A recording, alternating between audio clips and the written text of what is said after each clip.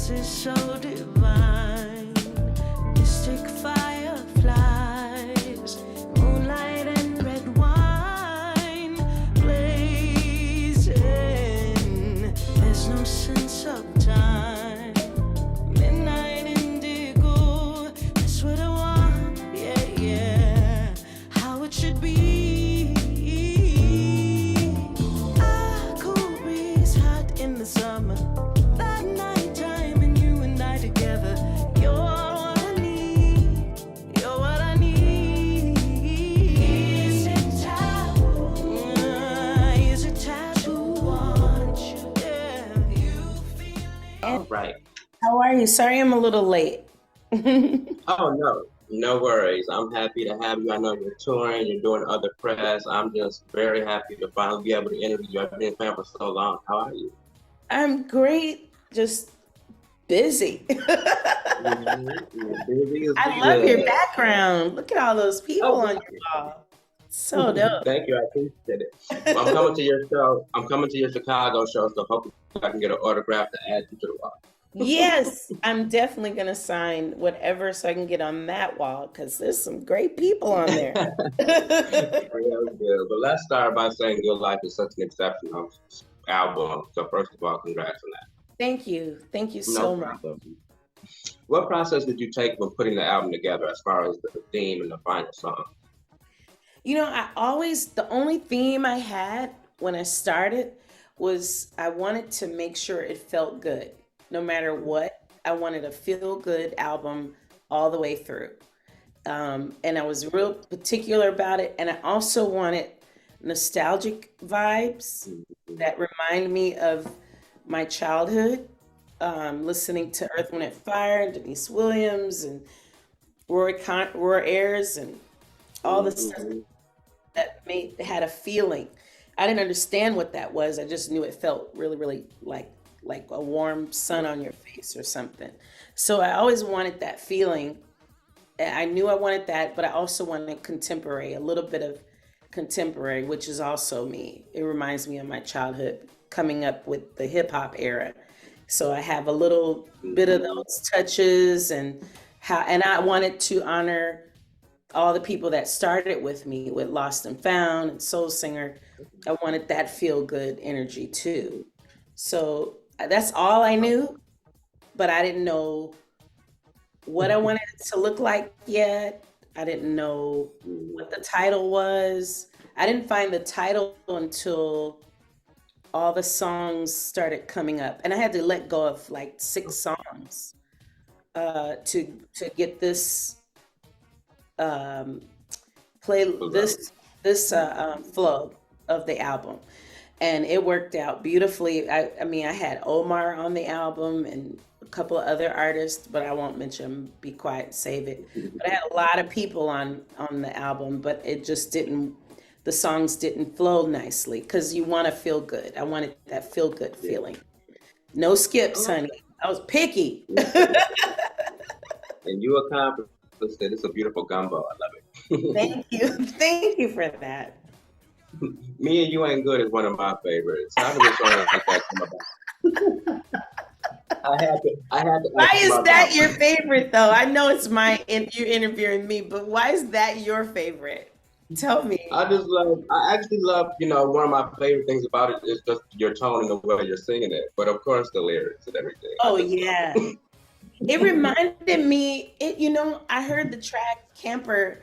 Camper is one of my favorite producers. We're really quirky together. We do partial hip hop, R&B, gospel-y kind of things. And we did High together, the song High. We did the Truth song together. And on this album, we did Good Life and Me and You Ain't Good. And Me and You Ain't Good felt like an Aretha song, to me. That's how I felt it. So I wanted to sing it like that, like no nonsense, like I'm out of here, like how she did on Ain't No Way, and what's the other song I love that she sings? Do Right, that Do Right, Do Right. When she sings all that kind of stuff, I wanted to kind of emulate that in a contemporary way on Me and You Ain't Good.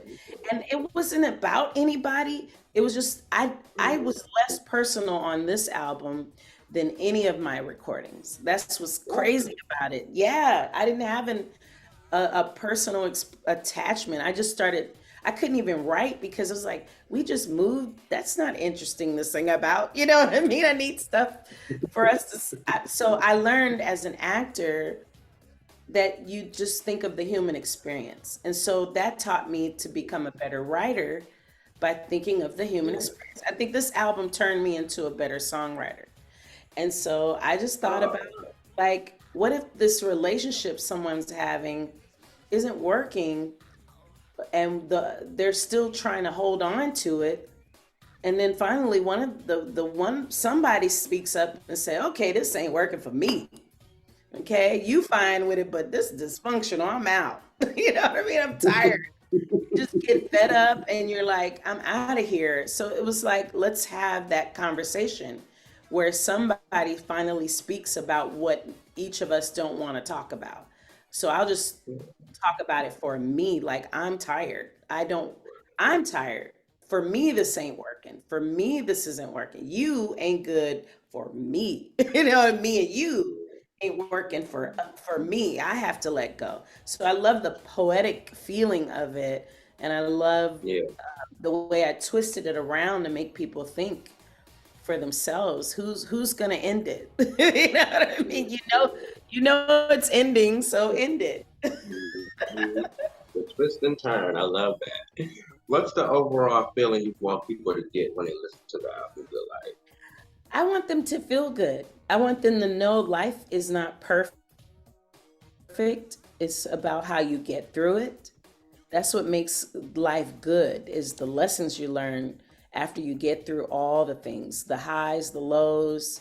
What does it did it you know, I want you to feel a little bit of the nostalgic feeling of old school R&B, how it made us feel when we first listened to that style of music, or our parents played it, or whoever played it, it rung for you, or in the 90s or in 2000s. There's so many ode to old school R&B, but also new, you know, so Yeah. everybody who listens to it, they find something new they like every day, and they find they can cling to it. It's like it doesn't skip for them. I mean, I've never had grown men go, I freaking love this album. Like, I mean, they're like, listen, this is my joint. You know, I usually get my women because I love all the women that follow, but I'm getting a plethora of different people, and I love that. So I'm very honored. Rex and I did a wonderful job getting this together, but I'm really proud of myself how I sequenced it to make sure everyone feels like it feels good on them. Yeah, Yeah. I hope they get that, and they're inspired.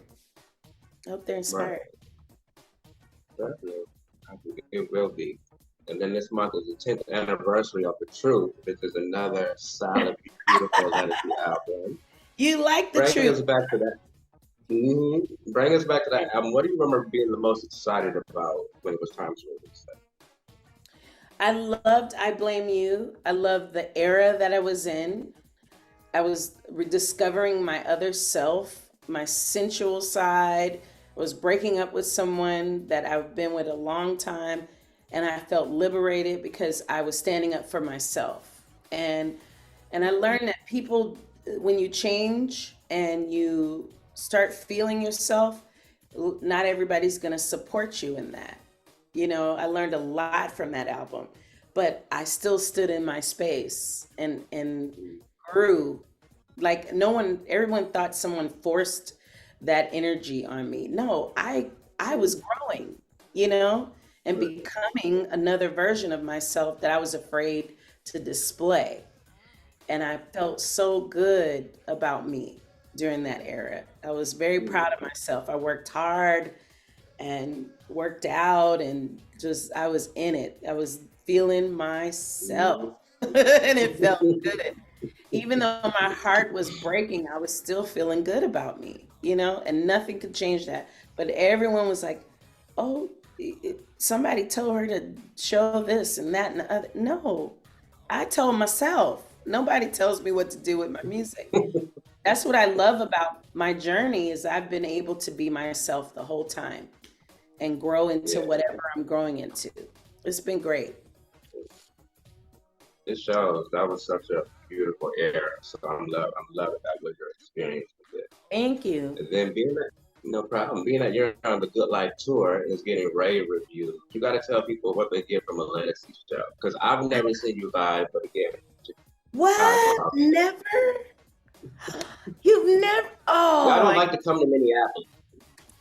I know it sucks, right? I love Minneapolis. I think we came my first big tour, but no one showed up. No one knew me though, but now they do. We have to come back. I go there. I went there a lot when Prince was around. So I love Minneapolis. It's beautiful Oh, in yeah. the summer. Beautiful place. It Um, definitely is. I People are gonna get an experience at the Good Life Tour. First, you start with Raheem or BJ. You're gonna get an experience, um, and I know that I created a set that showcases the best of my catalog. The band is exquisite. The staging, the lighting. I have elevated my presence on stage to where you feel you get the remnants of like how Luther and Anita Baker and like how they had showmanship with R&B. And Yeah. I'm gonna sing, baby. That's one thing. From start to finish. And I tell we singing all night. My mic is it's on. So I'm singing. There's nobody in the back. That's all me. And that day of whatever I sound like, that's what I'm doing. And it's been consistent and the band has been, and it's a spiritual undertone that's happening, not on purpose. It's just what it is. It touches on your heart. You're going to leave inspired. And that's what I've never seen people cry at my shows this much or be excited this much at the show or just stand up and just you know what I mean? It's been really great. Like they do it a lot, but on this set, I don't know, something's happening. It's very beautiful to watch. Standing ovation in the middle of the show. Like, what are y'all doing? You know what I mean? It's blowing me That's away. how good they're showing you. Yes. Yeah. It's great Real though. I quick, can't wait till you see it. I can't believe you've never been to a show. It's crazy. I can't wait. I'm so excited. Everything happens for a reason. It's my birthday that weekend, so I can't wait. Well, I'm glad you're coming. I hope we get to meet each other too. That would be great. Yes. 'Cause I'm definitely gonna give you a picture to put up on that wall because I want to be on the wall. Okay. I want you on my wall. Tell us about your artist residence. What is the artist residence with Berkeley Institute of Jazz? Yes, Jazz and Gender Justice is a wonderful organization out of Berklee College of Music. The artistic director is the great Terry Lynn Carrington, award-winning drummer and instrumentalist, producer, songwriter, professor. She's one of my greatest friends and mentor, and she invited me to come and become a professor and teach at Berklee, and it's been amazing. They do things to make sure that the unheard and different genders are in spaces where they're comfortable and seen. And in the spaces of jazz music, we teach Africana studies, master classes, work with instrumentalists on how to be free and not be so restricted on the page all the time and become themselves. Students become themselves, and it's just been amazing. I've been there 2 years now. I think I'm finishing up this year. Every time I try to leave, they pull me back in. So it's been great to be amongst this era of creatives and learn their path and their boundaries, and it's just really great. We didn't have that many boundaries back in my day. It's so cool to have that where you don't you allow people the space to be themselves and be protected in their Right. learning. Yeah, but my teacher's like, no, you're gonna learn. You know what I mean? One way. Mhm. They didn't care. You're gonna be what I said. No, I want to be me. But it's Exactly. I great. love I'm that. learning a lot. Yeah, I'm happy you're involved in something like that. We need more artists to be. So, real Yeah, quick. yeah, absolutely, absolutely. And then before we wrap, I want to play a quick game with you. It's called the Okay, You Be Lyric game. okay, you Okay. be lyric. Here we go. So you have an amazing catalog. So it's going to be three songs, Okay, and I'm going to say the lyrics, and you get one guess to say what song it is. okay. Okay. All right. The first one. I think you were afraid, but I wish you said something. If you said that I love you, I would have turned around and stayed. The truth? No. Wait a minute. I would have turned around and said, I don't know what that is. 88 boxes. 88 boxes. No wonder. But it was on the Truth album. I was close. I knew what era. Okay, I Yep. knew what era. I'll give it to you for that. Okay. I should get a point. The next, there you go. Half of what? The next one. He describes all the things love is about. For me, and I've got to have him. Yes, I want. To have him. Yes, I want. Best friend. Yes, I got that one. I was like, wait a minute, what is that? You picking the ones I never sing. Hey, it might be on purpose, maybe not. I know. Are you And telling then the me last something for one. the show? You're trying to May want trying to to add tell me it. which songs you want to hear. Okay, I'm listening. The final one is, how did you and I become, then change from we to me? We to me is done. No, alone. I don't wanna be alone. Don't wanna be here alone. Yeah, I know that one. You love that Thank you. album. Me too. I Woo! love the vocals. Thank you for giving me a little something. Oh, look. Absolutely. You've been working hard. You've been working hard. Thank you for making a space for me. I really appreciate it. This is really No fun. problem. And you We ask love great you so questions. much. Thank you. Before we wrap, what's next for you? Well, after this tour, I'm gonna go on vacation because Mama need a little break. But after this tour, we go straight to Europe for another run, and then I just take a little break. And I'm hoping to have more literary work done as an author, and just you know figure out what's next. More film and television. I'm figuring that out. But for now, just trying to get through this tour. Make it's so exhausting. You'll see it's a lot of singing. So I just want to execute every show because it matters to me. People take time to come out and see me. So I want to make sure every show is consistently great. So that's the goal right now. But Good. next, I You've been can't even killing it. think about next, honey. It's 20 songs a night. Ooh, that is a lot. But Mhm. you've been killing it with the acting. What is your ideal role? I want to play something that's not me. I want to be like a gangster or something, or like something dark, and it's not. It's just one I want to show the different Yeah. levels of my acting. You know, something you wouldn't expect. And I love comedy. You see me, I cut up, so I want to Mhm. really do more of that. So we'll see. Good. And then there's a couple of people. There's one person I want to honor, and then that'll be it for doing like, another artist. That would be it. Yeah. Okay. Okay. Yeah. We're looking forward to it. I'm sure you'll get the opportunities. Before Look, we wrap, is there anything you want to leave with your fans? no, just thank you for supporting R&B music. It's gone nowhere. It's still here, and it'll never leave as long as people like you keep giving us platforms to be heard and seen. So I thank you for the opportunity and the platform, and I cannot wait to meet you and see your smile in person. So thank you for that. Thank you. I can't wait to meet you too. Thank you for providing great music to us for all these years. You are such an amazing artist, vocally, performer, and I can't wait to meet you as well. And thank you for blessing us with the interview.